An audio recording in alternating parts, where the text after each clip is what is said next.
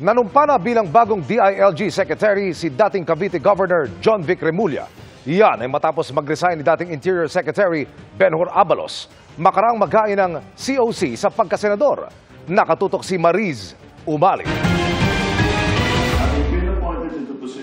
Nanumpa kanina bilang bagong kalihim ng Department of Interior and Local Government si dating Cavite Governor John Vic Remulla.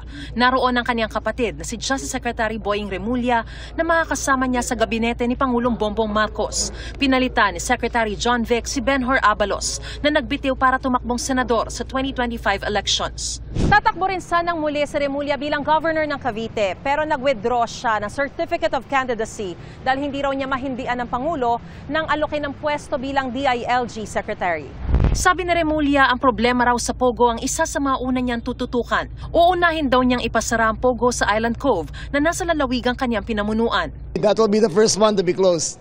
And correction, it's not ours.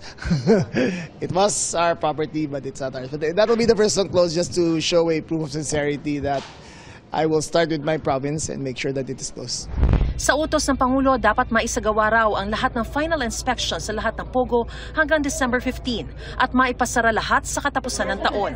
Prioridad din daw ni Secretary Remulla ang iniutos ng Pangulo na lumikha ng rekomendasyon para sa mas epektibo at matibay na puwersa ng pulisya sa bansa at siguruhin ang kaligtasan ng lahat ng kandidato para sa 2025 midterm elections. Para sa GMA Integrated News, Mariz Umali, Naktutok, 24 Oras.